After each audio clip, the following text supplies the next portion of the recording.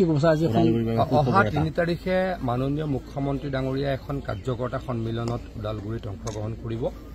তাৰে প্ৰস্তুতি বৈঠকৰ কাৰণে আমি ইয়ালৈকে আহিছোঁ।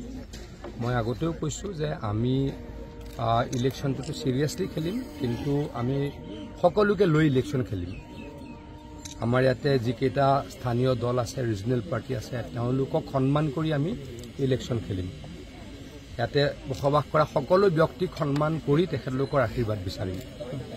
ৰাজনীতি কৰা ৰাজনৈতিক দল হিচাপেতো আমি ইলেকশ্যন খেলিমেই, কিন্তু কাকো আঘাত দি ইলেকশ্যন খেলাৰ অভিপ্ৰায় আমাৰ নাই। বড়ো জাতি বা এই বড়ো ভূমিৰ সকলোকে লৈ আমি আগুৱাই যাব খোজোঁ। গতিকে তাৰ কাৰণে আমি ইলেকশ্যনত প্ৰতিদ্বন্দ্বিতা কৰিম, ৰাইজে আশীৰ্বাদ দিব বুলি মই আশা ৰাখিছোঁ। কেতিয়ালৈকে সিদ্ধান্ত হ'ব, মানে কিমানটা সমষ্টিক টিকট দিব? আমাৰ দলে সিদ্ধান্ত ল'ব। মই একেবাৰে সাধাৰণ কাৰ্যকৰ্তা, মুখ্যমন্ত্ৰী ডাঙৰীয়া, দলৰ সভাপতি ডাঙৰীয়া আৰু দলৰ নেতৃত্বই সিদ্ধান্ত ল'ব। আমাক কোৱা হৈছে যে কাম আৰম্ভ কৰিবলৈ, কাম আৰম্ভ কৰিছোঁ। কেইটা সমষ্টিত আমি ইলেকশ্যন খেলোঁ এতিয়াও থিৰাং হোৱা নাই।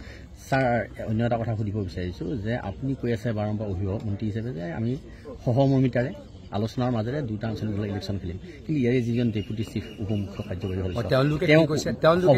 বিজেপিৰ সভাপতিগৰাকীক তেখেতসকলে কি কৈছে তাৰ ওপৰত মই কমেণ্ট নকৰোঁ। আমি তেখেতলোকক সন্মান প্ৰদৰ্শন সদায় কৰিম। কি কৈছে আজি অহা ৩ তাৰিখে মাননীয় মুখ্যমন্ত্ৰী ডাঙৰীয়া এখন কাৰ্যকৰ্তা সন্মিলনত ওদালগুৰিত অংশগ্ৰহণ কৰিব।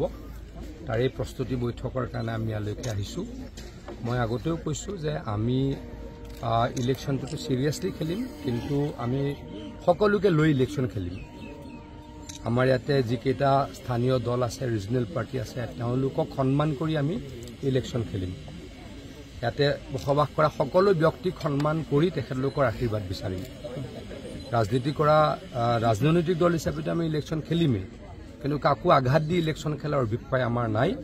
বড়ো জাতি বা এই বড়ো ভূমিৰ সকলোকে লৈ আমি আগুৱাই যাব খোজোঁ। গতিকে তাৰ কাৰণে আমি ইলেকশ্যনত প্ৰতিদ্বন্দ্বিতা কৰিম, ৰাইজে আশীৰ্বাদ দিব বুলি মই আশা ৰাখিছোঁ। কেতিয়ালৈকে সিদ্ধান্ত হ'ব, মানে কিমানটা সমষ্টিক টিকট দিব? আমাৰ দলে সিদ্ধান্ত ল'ব। মই একেবাৰে সাধাৰণ কাৰ্যকৰ্তা, মুখ্যমন্ত্ৰী ডাঙৰীয়া, দলৰ সভাপতি ডাঙৰীয়া আৰু দলৰ নেতৃত্বই সিদ্ধান্ত ল'ব।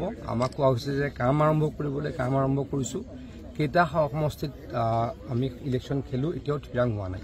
ছাৰ, অন্য এটা কথা সুধিব বিচাৰিছোঁ যে আপুনি কৈ আছে বাৰম্বাৰ অভিভাৱক মন্ত্ৰী হিচাপে যে আমি সহমৰ্মিতাৰে আলোচনাৰ মাজেৰে দুটা অঞ্চলত ইলেকশ্যন খেলিম, কিন্তু ইয়াৰে যিজন ডেপুটি চিফ উপমুখ্য কাৰ্যবাহী বিজেপিৰ সভাপতিগৰাকীক তেখেতসকলে কি কৈছে তাৰ ওপৰত মই কমেণ্ট নকৰোঁ। আমি তেখেতলোকক সন্মান প্ৰদৰ্শন সদায় কৰিম।